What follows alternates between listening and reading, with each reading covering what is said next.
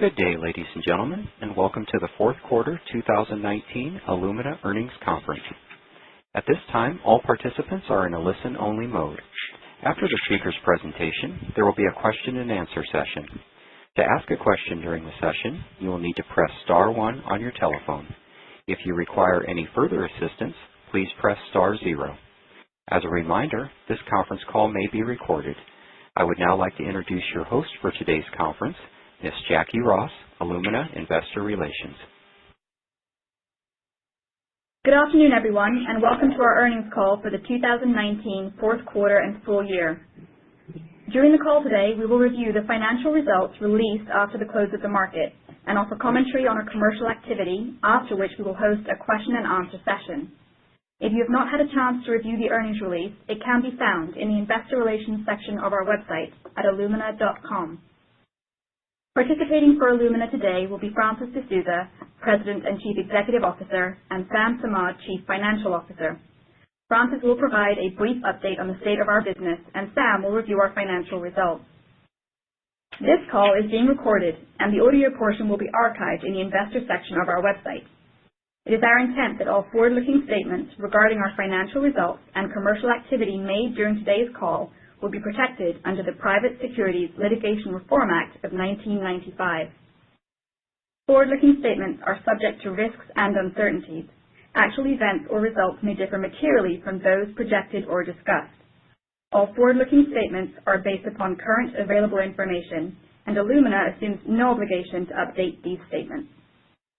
To better understand the risks and uncertainties that could cause actual results to differ, we refer you to the documents that Illumina files with the Securities and Exchange Commission, including Illumina's most recent Forms 10-Q and 10-K. With that, I will now turn the call over to Francis. Thank you, Jackie. Good afternoon, everyone. Illumina had a solid end to 2019, with fourth quarter revenue of $953 million, up 10% from the fourth quarter of 2018. Highlights included 22% year-over-year sequencing consumable growth, and stronger than expected IVD partnership and non-DTC array revenue. This more than offset softer sequencing system revenue and weaker than expected DTC revenue. While some variation of mix should always be expected in our dynamic industry, we are pleased to have delivered higher than expected revenue in the fourth quarter. For 2019, we delivered revenue of $3.5 billion, up 6%, and in line with the guidance we set in July of last year. We shipped more than 2,400 sequencing systems, the most in Illumina's history. We achieved our 2019 NovaSeq goal with approximately 320 shipments, slightly higher than 2018. Total sequencing consumable revenue grew 14%. And surpassed $2 billion for the first time, including more than $1 billion of high-throughput sequencing consumables. And total data generated by Illumina sequencers increased 50%, highlighting the rapidly growing demand for genomic information. Back to the fourth quarter, NovaSeq consumable pull-through was at its highest level of the year, and indeed the highest since the platform was launched, driven in part by the UK Biobank, which is now operating at scale. We shipped more than 100 NovaSeq systems in the fourth quarter. As we expected, this was more than twice the number we shipped in the first quarter of 2019. NovaSeq pull-through per system for 2019 was approximately $1.2 million. And looking forward, we are targeting a pull-through range of $1.1 to $1.2 million per NovaSeq system in 2020. As we enter NovaSeq's fourth year, high-seq consumables continue to decline as expected, and were below $100 million in the fourth quarter for the first time since the NovaSeq launch. At the end of the year, we completed a review of our high-seq customer list, indicating an active high-seq install base of approximately 1,300. This review identified approximately 600 currently inactive high-seq systems that had previously been included in our install base. Outside of this review, there were approximately 200 decommissions reported to Illumina in 2019. Moving to mid-throughput, NextSeq delivered a record number of shipments in 2019, and now has a global installed base of about 3,600. Fourth quarter NextSeq shipments were lower than expected due to customer timing. Demand for NextSeq DX continues to grow and represented almost a quarter of 2019 shipments, up from approximately 10% last year. It was a record quarter for NextSeq sequencing consumable revenue, driven once again by oncology and NIPT. NextSeq pull-through per system improved from last quarter and was at the lower end of the $130,000 to $160,000 target range. With the launch of our new NextSeq 1000 and NextSeq 2000 systems, we will update our target pull-through range when we have a sizable install base of the new systems. We expect to ship approximately 500 NextSeq 1000s and 2000s this year. While most NextSeq 550 prospects will transition to the new systems, we expect the NextSeq DX pipeline to remain strong, given the unique positioning of our regulatory-approved system. We're looking forward to shipping the first NextSeq 2000s later this quarter, and are very pleased to announce that we have already received our first orders. Moving to low throughput, system revenue was below our expectations in the fourth quarter, primarily due to MiniSeq. Demand for MySeq DX continues to exceed our expectations, with particular strength in China, where the system was cleared by the China NMPA in August of 2018. Earlier this month, the MySeq DX was approved by the PMDA in Japan, which we expect to contribute to placements in 2020. Turning to low throughput consumables, it was a record revenue quarter. MySeq consumable pull-through grew closer to our target range of $40,000 to $45,000, and MiniSeq pull-through was at the low end of the $20,000 to $25,000 range. Back to sequencing consumables. Total revenue of $2.1 billion grew 14%, or over $250 million in 2019. Just over 40% of our sequencing consumable shipments were for clinical, which includes testing for oncology, reproductive health, and genetic disease and other. In total, clinical sequencing consumables grew about 20%, or approximately $130 million in 2019, to approximately $830 million. Oncology continues to represent about 20% of total sequencing consumables and grew faster than total clinical consumables in 2019 due to increased adoption of panels, including comprehensive genomic profiling.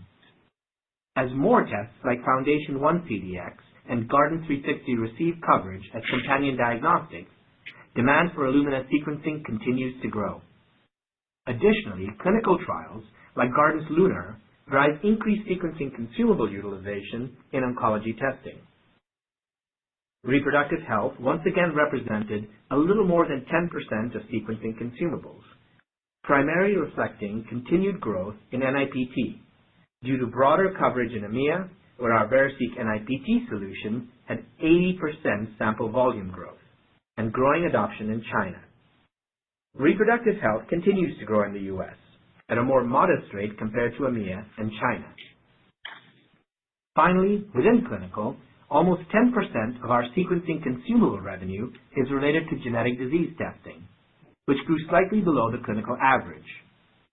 Growth is driven by companies like Centogene, which has built a genomic repository of over 450,000 patients from over 125 countries, and is working to help diagnose patients' genetic disease and collaborating with pharma partners to find cures. It also includes a portion of revenue from genetic testing companies like Ambry, who offer tests tailored toward genetic disease diagnosis, among other clinical tests. Turning to research and applied, shipments of over $1.2 billion represented just under 60% of our sequencing consumable shipments. As a group, research grew over 10% in 2019, driven by genetic disease and cancer. Genetic disease research includes population genomics initiatives, such as the UK Biobank and Million Veterans Program. Cancer research is also a strong contributor to growth, and includes projects like the Cloud Initiative at St. Jude Children's Research Hospital. The St. Jude team is building a database to access whole genomes of 10,000 pediatric patients and survivors, helping researchers to gain valuable insights into the genetic causes of pediatric cancer. Other research categories include cell and molecular biology research, microbiology, and infectious disease testing. This includes projects like JGRID, the Japan Initiative for Global Research Network on Infectious Disease, which is a collaboration between 9 countries in Asia and Africa and utilizes Illumina sequencing to research microbial diseases. Moving to sequencing services and other, revenue of $124 million was up 19% from the same quarter a year ago, largely driven by upfront revenue from the Roche deal, partially offset by GEL, which declined as expected to almost zero in the fourth quarter of 2019, ahead of the clinical ramp-up later this year. And finally, Arrays delivered revenue of $116 million, down 12% from the same quarter in 2018 due to continued headwinds from our direct-to-consumer customers, offset in part by Array growth in genetic disease research. Before I hand the call over to Sam, I'd like to comment on the novel coronavirus outbreak. Our immediate focus has been our colleagues in China, and our thoughts are with the families and communities impacted. Over the last few weeks, Illumina has been engaged in a number of ways to help manage the coronavirus outbreak. Scientists have already used Illumina sequencers to identify and publish the genomic profile of the coronavirus into the public databases, which is a critical first step to enable the development of diagnostic tests and ultimately potential vaccines. Our team is actively working with Chinese CDC labs to prepare coronavirus NGS testing protocols and provide the necessary training.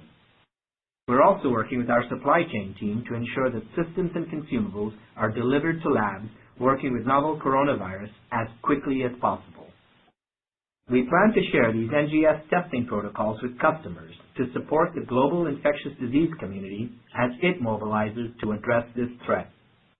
Further, we're exploring philanthropic programs and collaborations to ensure novel coronavirus sequencing is available by providing sequencing and consumables to those who need it to fight this epidemic.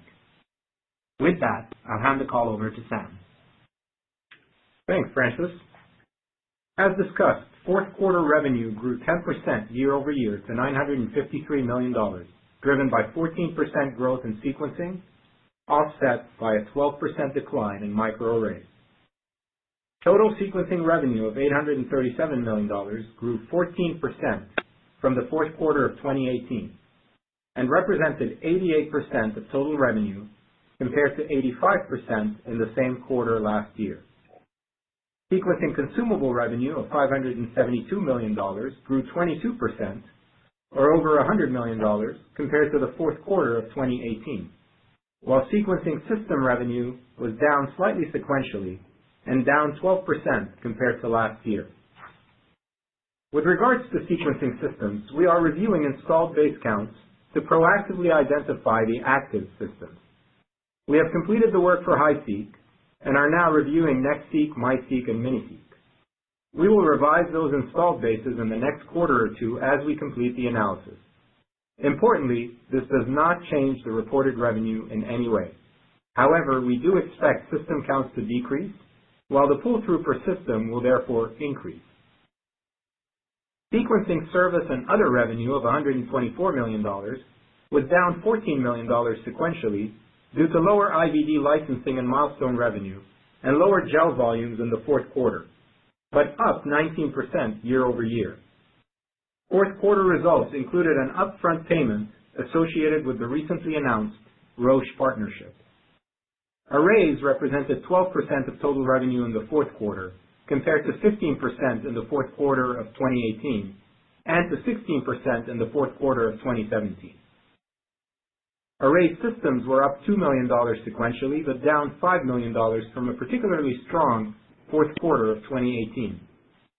Array consumables grew $18 million sequentially due to DTC seasonality, with one customer ramping ahead of the holiday season, but were modestly down from the same quarter last year. Array services were down $6 million sequentially and down $8 million, or 32%, year over year due to lower demand from our DTC customer. Moving to regional results, America's revenue grew 5% versus the prior year quarter, with growth in sequencing consumables and IVD partnership revenue partially offset by DTC headwinds. EMEA delivered a record revenue quarter with 19% growth from the prior year quarter, including a strong contribution from the UK Biobank, which is now sequencing in full production mode. Greater China grew 21% from prior year quarter, with an easy year-over-year comp associated with tariff-related stocking in China in the fourth quarter of 2018. The region grew 2% in 2019, with slower research offsetting very strong growth in clinical. Finally, APJ revenue of $73 million was up 4% from the fourth quarter of 2018, driven by genetic disease research and microbiology, driving sequencing consumable growth both sequentially and year over year. For the full year, the region grew 6%. Moving to gross margin and operating expenses, I will highlight non-GAAP results that include stock-based compensation. I encourage you to review the GAAP reconciliation of these non-GAAP measures, which can be found in today's release, and the supplementary data available on our website. Please note that all subsequent references to net income and earnings per share refer to the results attributable to Illumina shareholders. Non-GAAP gross margin of 70.2% was roughly in line with expectations and decreased approximately 230 basis points compared to the third quarter, with lower IVD licensing and development revenue, in addition to variances in production and lab service absorption, partially offset by product mix.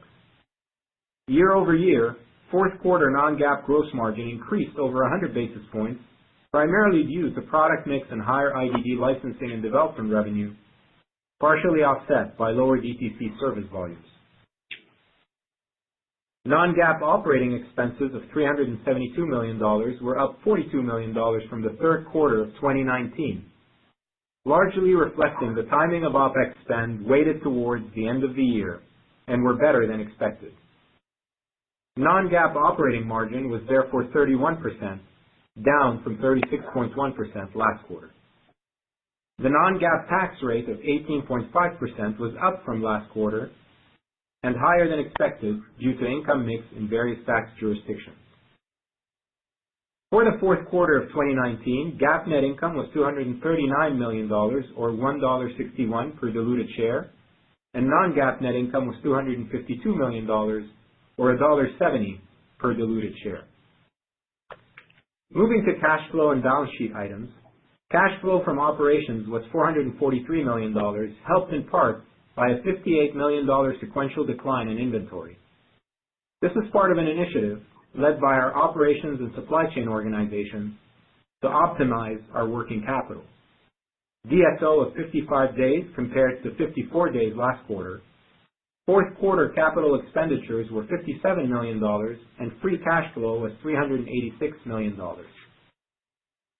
And we repurchased $63 million of stock in the fourth quarter, leaving $226 million available for share repurchases under our current plan. We ended the year with approximately $3.4 billion in cash equivalents, and short-term investments. Our weighted average diluted share count for the quarter was 148 million. Moving to guidance, we expect full year 2020 revenue to grow in the range of 9 to 11%, or $3.86 billion to $3.93 billion, representing an increase of approximately $354 million at the midpoint. Given the new system launch and ongoing weakness in DTC, we are expecting revenue linearity to be similar to 2017, which suggests just below 22% of revenue in Q1, approximately 24% in Q2, approximately 26% in Q3, and approximately 28% in Q4. For the full year 2020, and at the midpoint of our revenue guidance range, we expect sequencing revenue to grow approximately 14%. This includes sequencing consumable growth around 17%, and we expect sequencing system revenue to grow year over year, reflecting our NextSeq 2000 and 1000 launch, more than offsetting the expected step down in NovaSeq shipments. And we also expect sequencing service and other to be roughly flat year over year. We expect array revenue to be down approximately 15%, reflecting ongoing weakness in DTC. Note that DTC revenue represented approximately 50% of total array revenue in 2018 and decreased to about 40% in 2019. For 2020, we expect DTC to represent approximately 30%. From a regional perspective, we expect China to grow in the high teens, driven by clinical sequencing. We expect full-year non-GAAP gross margin to be roughly in line with 2019. We expect operating margin to be approximately 30%. And we expect the 2020 tax rate to be higher than full-year 2019 due to a number of one-time discrete tax benefits in 2019 that are not expected to repeat in 2020. We therefore expect GAAP earnings per share in the range of $6.45 to $6.65, and non-GAAP earnings per share in the range of $6.80 to $7. And we expect diluted shares outstanding in 2020 to be about flat compared to Q4 2019. Note that following the termination of the Pacific Bioscience merger agreement earlier this month, Illumina paid a $98 million reverse termination fee to PacBio. Additionally, Illumina will pay $34 million in continuation advances that may be repayable to Illumina if PacBio enters a change of control agreement or raises at least $100 million within a given time frame. The impact of these payments is not reflected in our EPS guidance, pending the valuation of these amounts this quarter. Moving to the first quarter of 2020, we expect total revenue to be between $850 million and $855 million as customers consider and adjust their plans following our NextSeq 2000 launch. Non-GAAP operating expenses are expected to increase approximately 600 basis points as a percentage of revenue on a sequential basis, primarily due to our bonus accrual reset at the start of the year. And we expect the first quarter non-GAAP EPS to be between $1.20 and $1.25, and GAAP EPS to be $1.11 to $1.16. With that, I'll hand the call back over to Francis. Thank you, Sam. We're off to a strong start in 2020.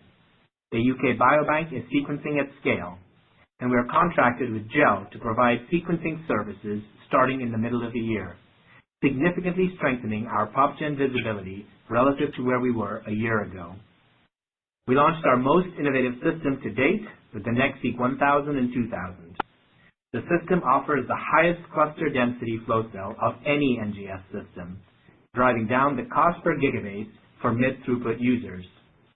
And we succeeded in our ambitious target to fully integrate the hardware-accelerated best-in-class pipeline that we acquired at Edico just 18 months ago. We're excited about our TruSight software suite, a potentially transformative solution that simplifies genetic disease diagnosis and reduces barriers to adoption. I look forward to sharing updates on it after launch.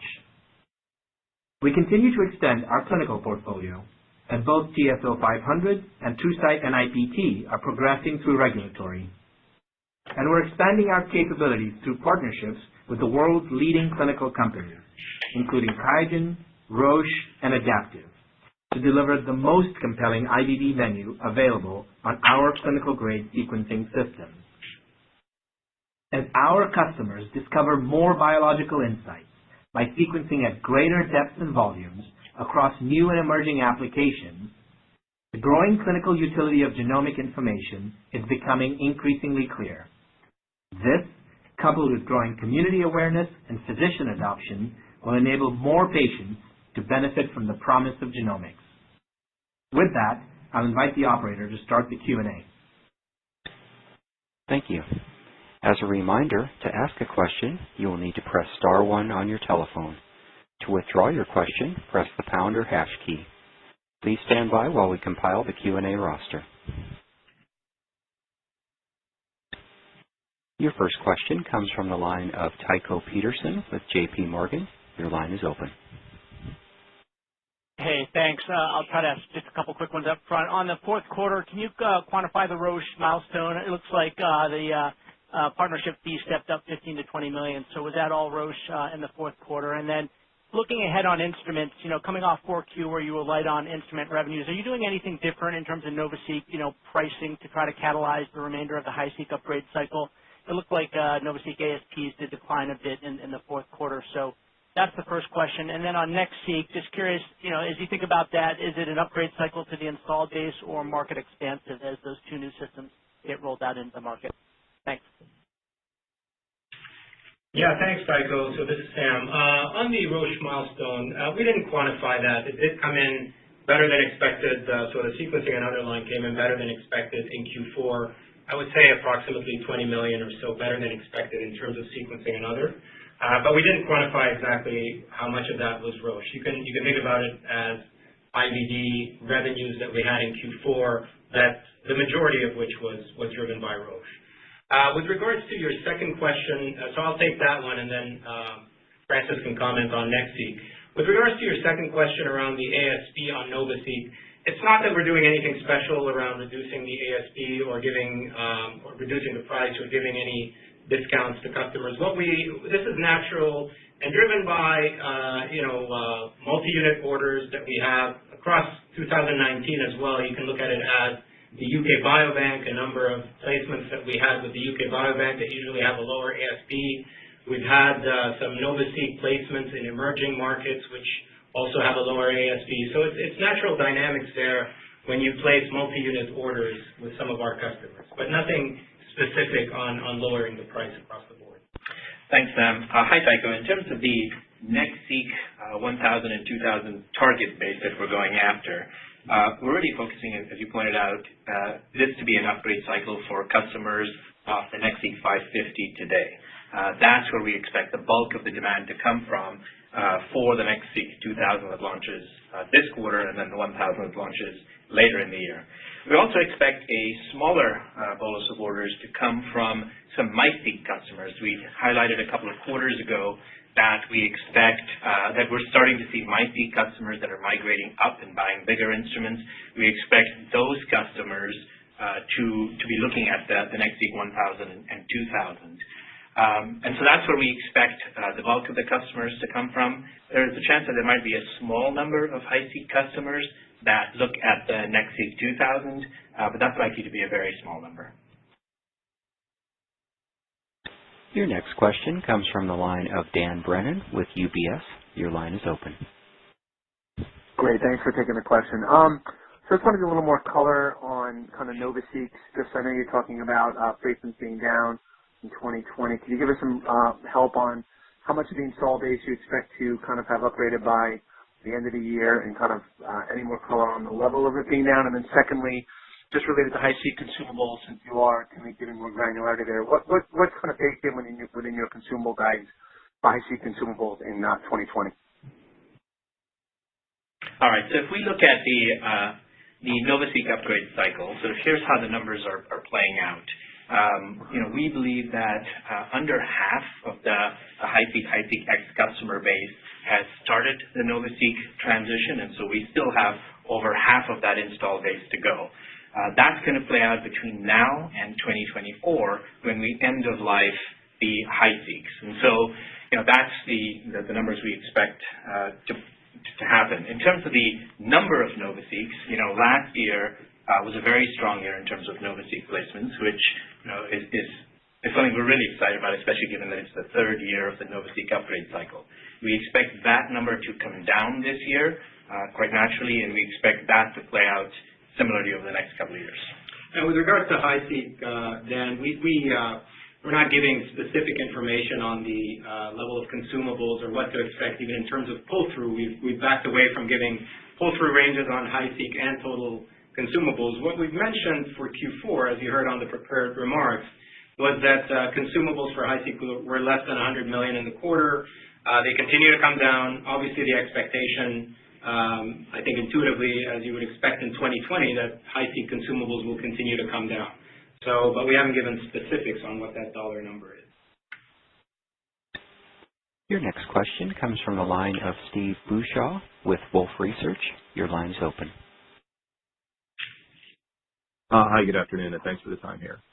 I want to ask one on China and one on the NextSeq launch. As it relates to China, I appreciate that you've given a view dating back to a few weeks ago that there's an expectation for some recovery of growth in China. I wonder if you could speak to the balance of what you're seeing there between funding dynamics and, as opposed to maybe just easier comps, and then, of course, the broader questions that we have now around the environment given the viral outbreak, to what extent that is or is not a factor that one considers. And then secondarily, now that we're a few weeks into, and I appreciate that's still early, the NextSeq launch, how are your higher throughput customers who might also be NovaSeq buyers or owners? How are they thinking about using this system? Is it fair to say that we're comfortable with the trajectory on NovaSeq orders being largely unimpacted by the NextSeq, given it has pretty attractive price per G dynamics on the P3 flow cell? Thanks. Yeah. So thanks, Steve. I'll start with the China question, and then I'll get to the NextSeq question. In terms of China and what we're looking for, we saw good growth from China in Q4. A little of it was based on a friendly year-on-year comp, but we are seeing growth, and we knew that would be lumpy. In terms of this year, we are expecting, as we said, growth in China. That's going to be primarily driven from the clinical markets, and more specifically, oncology continues to be a very strong area for us in China, and we expect that to continue to play out this year. In terms of the coronavirus, I'll say first and foremost, our thoughts are with the families and communities that are impacted by the virus, and one of our top priorities is to make sure we're doing everything we can to help and making sure that our teams stay safe. In terms of the financial impact of that, it's too early to call the financial impact either in Q1 or for the year. And as we get more clarity as this plays out, we'll certainly communicate transparently with investors. As we thought through the impacts, it's possible that, if the epidemic grows and if patients start to avoid going to hospitals, there could be an impact to NIPT and cancer testing in China. But it's way too early to call that impact. So we're going to continue to watch that situation. And again, we'll communicate with you what we see. We are deeply engaged in working on the coronavirus. We have teams working on that around the world with the Chinese CDC teams as well as CDC teams around the world. And then in terms of the NextSeq launch and how are our high throughput customers, especially some of the legacy HiSeq customers, thinking about it. So, as I said, we really expect the NextSeq 1000 and 2000 to appeal to existing NextSeq customers. That's going to be the bolus of the upgrade cycle. There's going to be some interest from MiSeq customers that are upgrading and a little interest from existing high throughput customers, but not much. The reason for that is if you look at the output of the NovaSeq and you look at the output of the NextSeq, what we've done is we've tried to cover the ground, but there's very little overlap. So at the very high end, if you go with the high output flow cell of the NextSeq 2000, you can get to an output of 300 gigabases. And at the low end of the NovaSeq, with the prime flow cell, you can get 500 gigabases of output. And so there's a clear gap there, and so you self-identify. And most of our high throughput customers, we think, will go with the smaller flow cell on the NovaSeq, and the NextSeq 2000 and 1000 will continue to appeal to that mid-throughput customer base. Your next question comes from the line of Bill Quirk with Piper Sandler. Your line is open. Great. Thanks, and good afternoon, everybody. So quickly, thinking about the clinical oncology growth over the next couple of years, there's several very innovative non-invasive screening options as well as recurrence monitoring tests coming online. How should we think about this business overall trending relative to 2019? Could it possibly inflect back to I think it was 3% maybe a year or two ago? And then separately on coronavirus, are there any analogous situations to other outbreaks, things like MERS, for example, and if so, have you studied the impact on what happened, say, in the Middle East region to your business during that outbreak, and taking a look at that relative to coronavirus? Thanks, guys. Great. Well, thank you, Bill. So I'll first talk about the clinical oncology market, specifically touching on the potential impacts of the screening opportunity and emerging monitoring opportunities on the growth rate. and then I will talk about the coronavirus. So in terms of clinical oncology testing, today the bulk of the revenue that we get from clinical oncology and the bulk of the growth, frankly, is coming from customers that are using NGS-based testing, various types of panels, for therapy selection. And so that's sort of the bulk of the revenue that we're seeing in clinical oncology. That's the most penetrated part of the clinical oncology market. But frankly, it's still at its early stages. It's still about 8% penetrated. As we look at the other areas in clinical oncology, we see really exciting opportunities and potentially much larger opportunities coming from monitoring and screening. Both of them are in the very, very, very nascent stages. Customers like Guardant and Grail and Freenome are doing some really exciting work there. The monitoring opportunity is starting to play out maybe a little bit further along than the screening opportunity today, where we're seeing the early use of liquid biopsies to monitor the effectiveness of a therapy, to look for MRD, and for recurrence of a cancer. And so there, customers like Guardant are starting to sell tests into that space. Again, very early stage. We're starting to see revenue from it, and when we think this represents a potential large growth opportunity for us in the future years. Screening is a little bit earlier, again, super nascent, but hugely exciting. I don't know if you've had a chance to look at the results that companies like Freenome and Grail have been publishing over the last few months at ASCO and ESMO, but the Grail results, for example, show that they are able to, in those studies, have very low false positive rates. So their numbers indicate maybe less than 0.5% false positive rates and high levels of specificity for over 20 different types of cancer. So they're still in the study stage. They're talking about having a test maybe end of this year, sometime next year. Obviously, that represents a very meaningful market opportunity in terms of impact on human life, and represents a very big opportunity in terms of revenue for those companies and also for Illumina. But that's something that will play out not much this year, but in future years. If we think about coronavirus and how that's playing out, and we looked at how MERS played out and SARS played out, and it's a little bit different because the market's a little bit further ahead in terms of the state of the art of NGS testing. The way this will play out, we think, is that NGS will play a number of critical roles in combating this coronavirus outbreak. While we believe first-line testing of patients will be done with RT-PCR, NGS will be used in a number of specific ways. One, and we've already seen it play out, where NGS will be used to initially sequence the virus and create the publicly available reference needed to help develop diagnostics and then ultimately cures.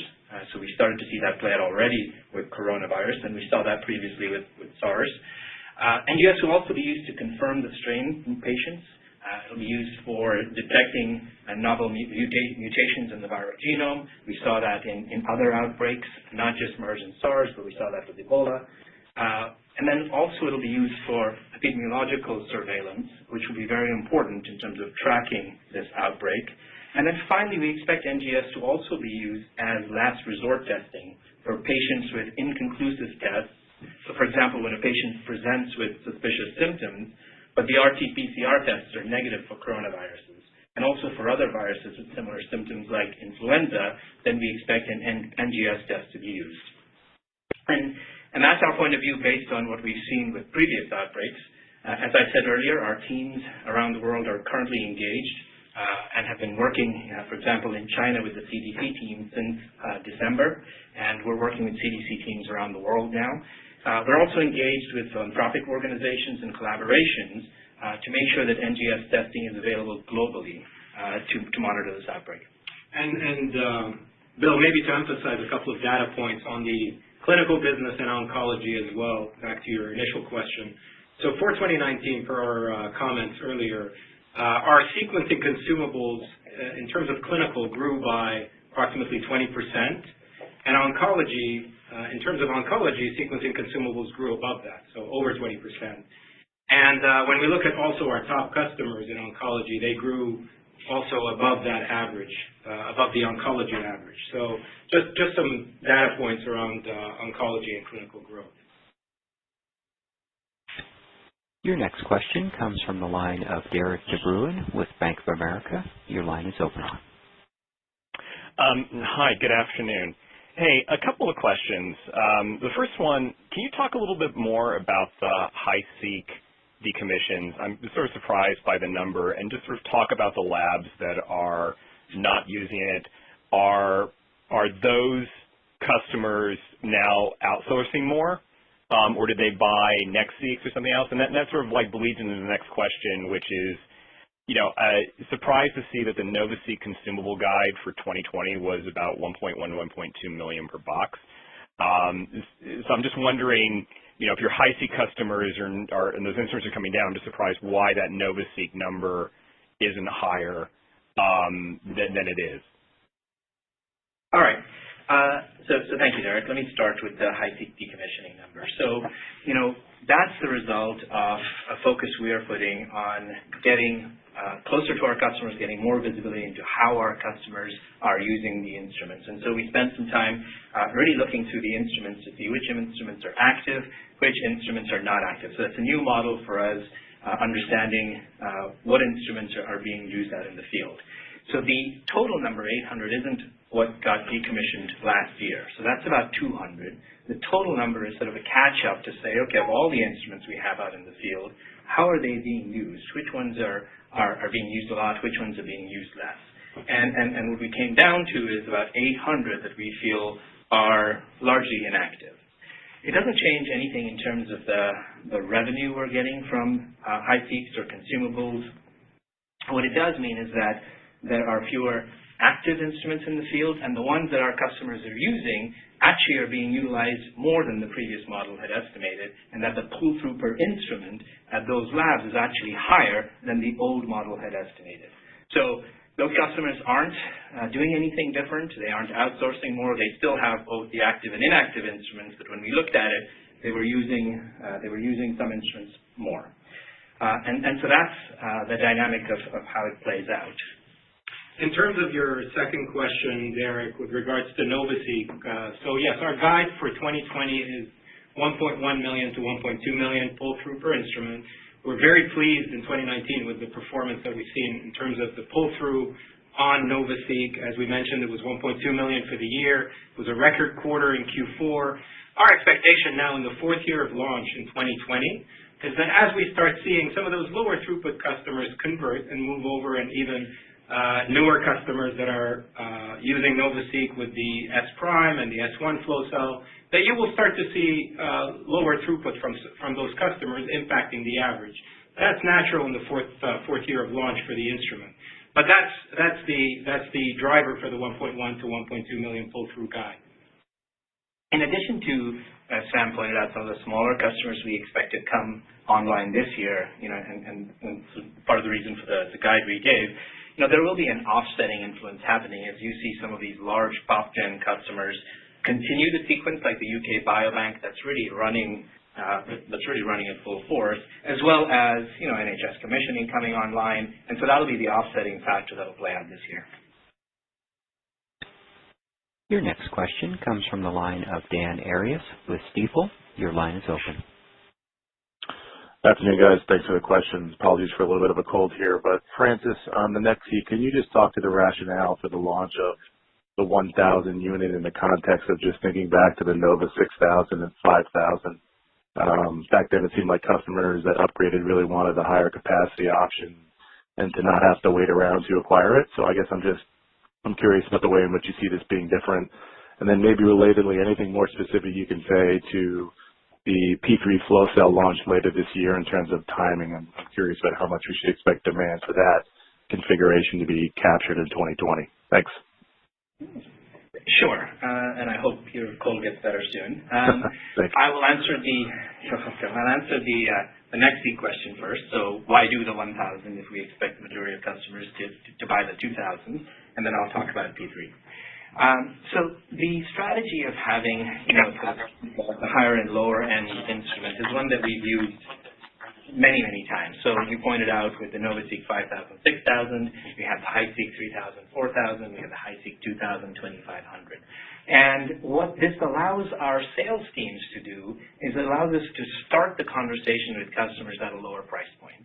And some customers do buy the lower instrument. But as you pointed out, what happens in that conversation is the vast majority of cases, they end up buying the higher priced instrument. And that played out in every one of those instances I talked about going back a decade, right? So, but it's important for our reps to be able to have that lower priced instrument so they can start the conversation. And that's been the strategy.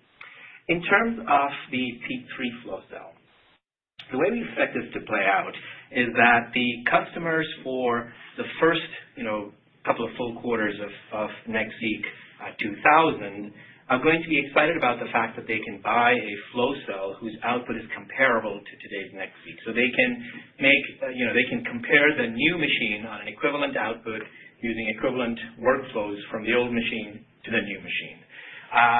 But we do expect that a lot of our NextSeq customers are going to buy the instrument with an eye to their future business and will be very attracted by the higher output and the economics associated with the P3. In terms of timing, we said we expect that to come towards the end of the year. Obviously, though, it's public now, and the specs of that flow cell are public now. So it's something that customers know about and can plan for. Your next question comes from the line of Doug Schenkel with Cowen. Your line is open. Hey, good afternoon. So just a couple things on NovaSeq. First, just looking back, regarding guidance for consumable pull-through per box of 1.1 to 1.2 million per Nova, how does that compare to 2019?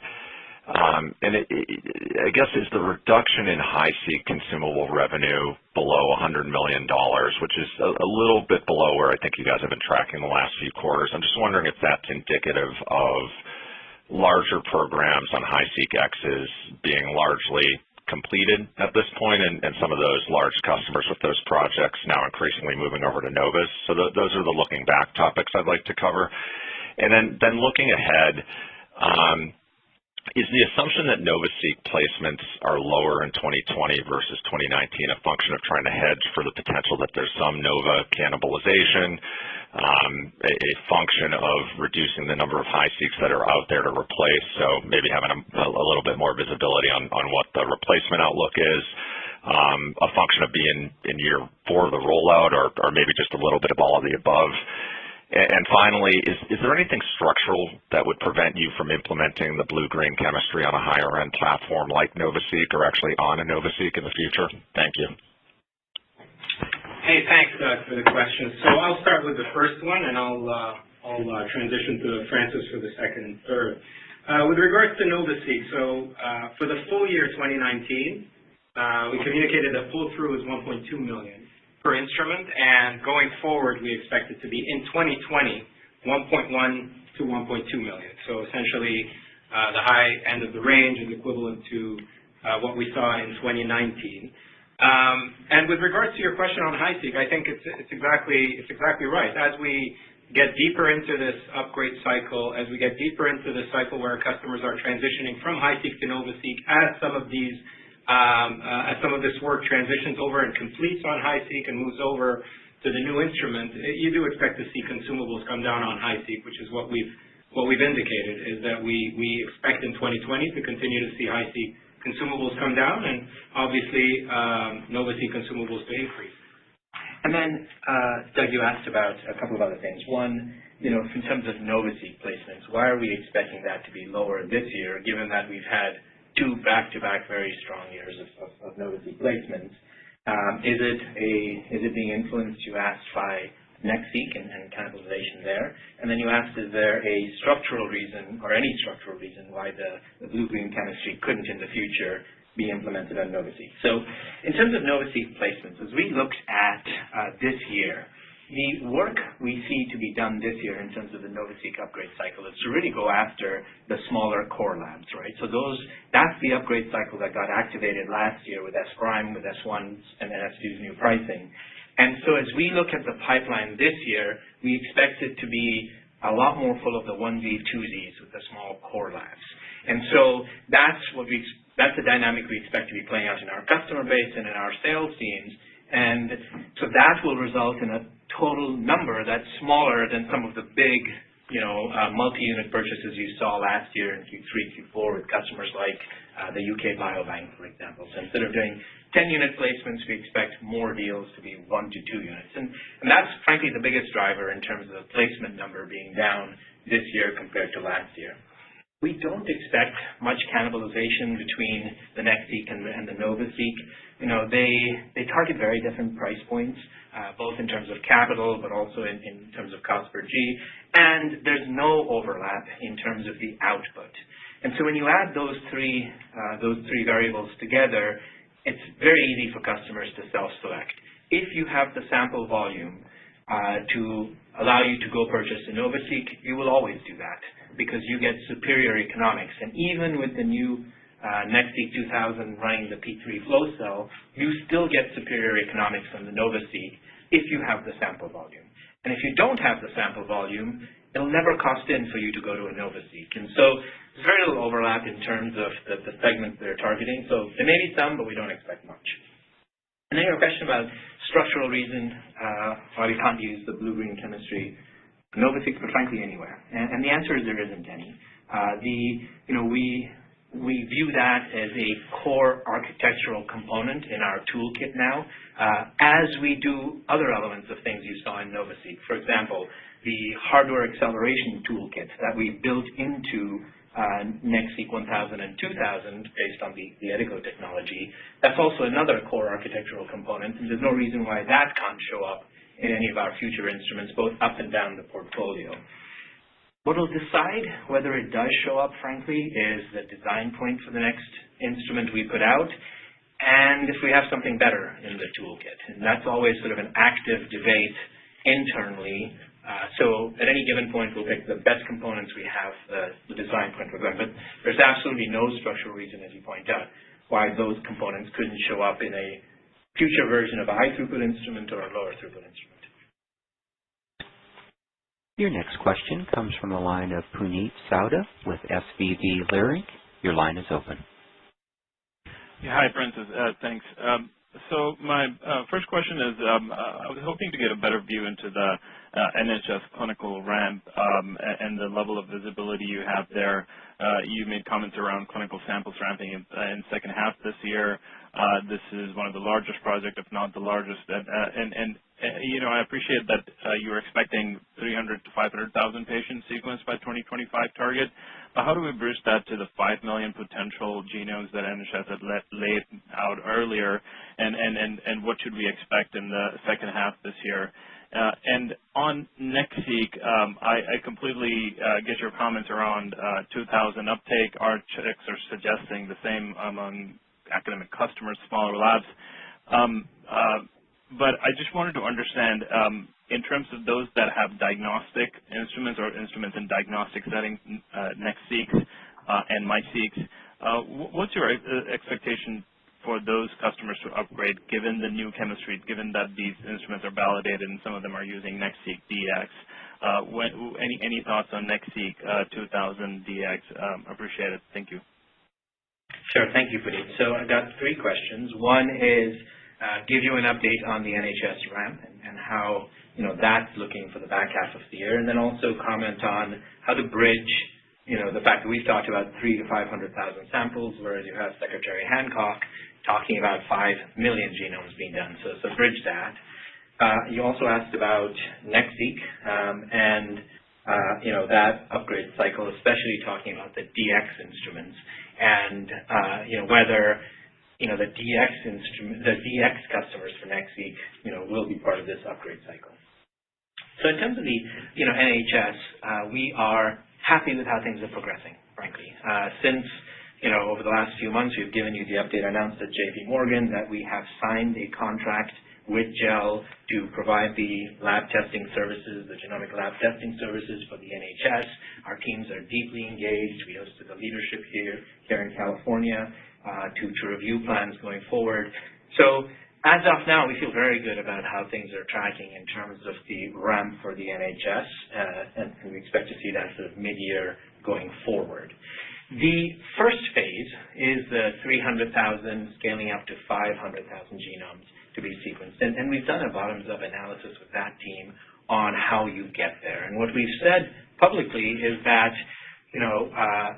genomic testing is going to be a standard of care for just over 20 genetic diseases and 4 different types of cancers, starting in the middle of the year when we ramp up with the NHS. So standard of care for the UK population, 55-60 million people. But obviously there are a lot more than 20 genetic diseases and a lot more than 4 cancers. And so Secretary Hancock is really driving the NHS to be more ambitious about how we want to roll this out for the entire UK population. There are not 20 genetic diseases, there are 6,000 genetic diseases. There are awfully a lot more than 4 cancers. And so as you start to do the build-up of what happens when you expand this across cancer indications and across more genetic diseases, as well as other areas that genomic testing could be helpful for better outcomes at lower cost, that's how you get to a number like 5 million. That's not yet a committed path with a committed time frame, but that's the ambition. So that's the NHS ramp. In terms of NextSeq and the upgrade path, especially around DX, the way we expect the DX market to play out is that if you are a NextSeq DX customer today, or you are in the pipeline to buy a NextSeq DX, we expect that you will either keep using the one you have or you will buy a new NextSeq DX, and that more likely than not, you won't be purchasing the 2000 or the 1000 right now. And that goes to the point you made, which is, look, you have validated workflows. In a lot of cases, you may actually have a cleared assay built on our cleared box. And so you'll certainly keep an eye out for when the 1000, 2000 DX instrument gets announced and comes to market.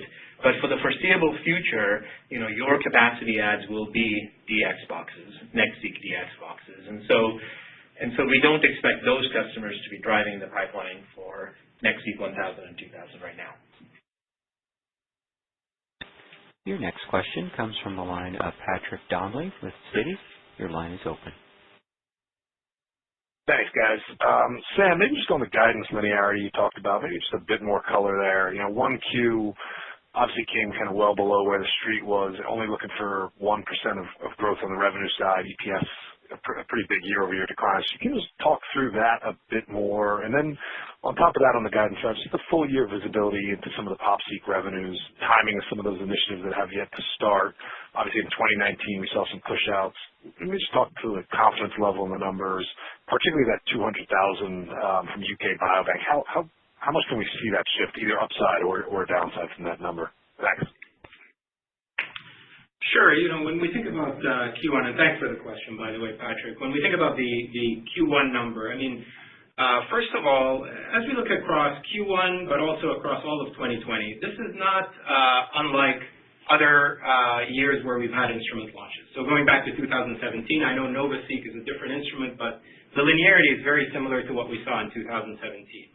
And when we think about Q1, if you're comparing versus Q4, obviously, you have 2 or 3 big factors that drive the decline from Q4 into Q1. One is seasonality and the lower instrument placement, specifically NovaSeq in Q1 versus Q4. Seasonality across, most of the business across sequencing consumables as well. And then what we also have seen in the past, where Q1 usually is a big step up because of the DTC business and some of the processing of samples that come back after the holidays, well, that doesn't exist this year because we have obviously a much weaker DTC performance for both Q1 and the year. And then finally, another key factor is the fact that with the launch of NextSeq 2000, you will have constrained NextSeq shipments in Q1 because customers are pausing, waiting for the new instrument to come out. And the new instrument will not be available until late in Q1, so you will have much fewer NextSeq shipments overall in Q1. So those are the key factors that drive the sequential decline from Q4 into Q1. As we think about the rest of the year, obviously you will have the NextSeq 2000 launch that continues to ramp up. You have instrument placements for NovaSeq will ramp up across the year. You will have the population genomics opportunities that we talked about. So the UK Biobank is in full production mode and will continue to process those 200,000 samples that we talked about across the full year.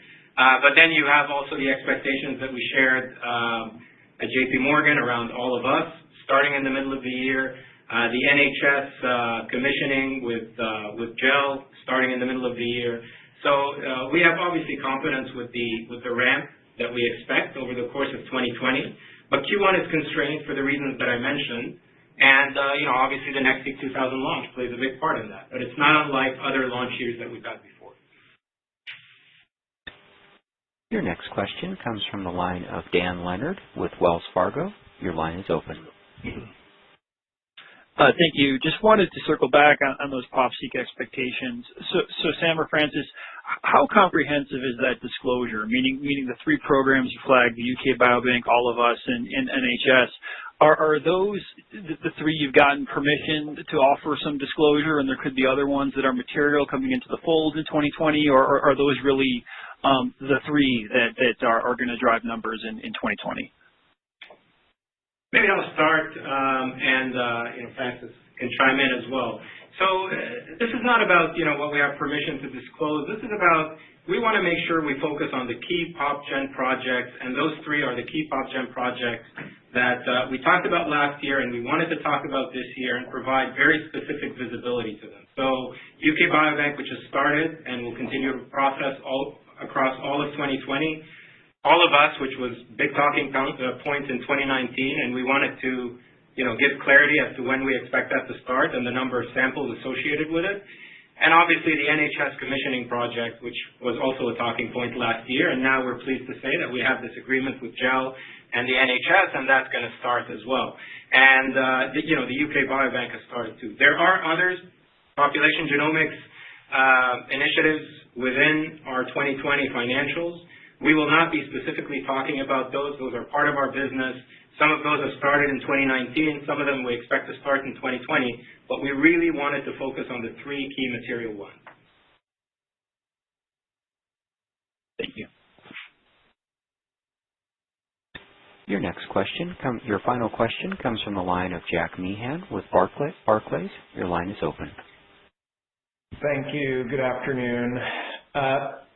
Just maybe to round out, I was hoping, following the conclusion of the PacBio, potential deal, I was just hoping you'd give us an update on Illumina's strategy in long-read sequencing. It seems like Illumina is going to need to innovate their way into that market. So maybe just what's the strategy moving forward? How big of a priority is this in terms of R&D? And can you maybe give us some comfort around the level of prioritization versus some of the other things you're working on, like clinical? Thanks. Yeah, sure. Let me answer that, Jack. So, we continue to believe that the long-read market will be an adjacent market in the overall sequencing market, representing about 5% of the overall sequencing market. And that for the foreseeable future, the two markets will intersect very little, to be honest. The big markets for us, whether it's oncology testing or NIPT, don't really need the long-read capability. And the big markets for long-read, de novo sequencing, new species sequencing, really need that long-read capability. And so short reads aren't a suited technology for that market. So we continue to believe that'll be a complementary market to the short read market, representing about 5% of the overall sequencing market. What we were excited about in the PacBio deal was that our engineering teams are fantastic at driving the price, the cost of a machine down. We have terrific engineering and operations teams and terrific technologists. And what we wanted to do is try and accelerate that market, because we know that there is a knock-on effect about what's good for that market is good for our market. Because once you sequence a new species, for example, you do the bulk sequencing in that species on short-read technology. And so, we're going to continue to look for ways to move that market more quickly than it is moving now. But it's a small part of the overall sequencing market. It dwarfs in comparison to the clinical market opportunity, which is much, much larger than the long-read market opportunity. So in terms of trade-offs that we would do internally, it's not even close when we think about spending more to drive the oncology testing market forward, for example, versus the long-read market. Having said that, we've been public about the fact that, we have our own long-read programs that we're working on internally. We're going to continue to work on those internally. But, far and away, the higher priority for us continues to be, the short-read core markets, both the research markets and the clinical markets. There are no further questions at this time. I will turn the call back over to the presenters. Thank you. As a reminder, a replay of this call will be available as a webcast in the investor section of our website. Thank you for joining us today. This concludes our call, and we look forward to our next update following the close of the first fiscal quarter. Ladies and gentlemen, this concludes today's conference call. Thank you for participating. You may now disconnect.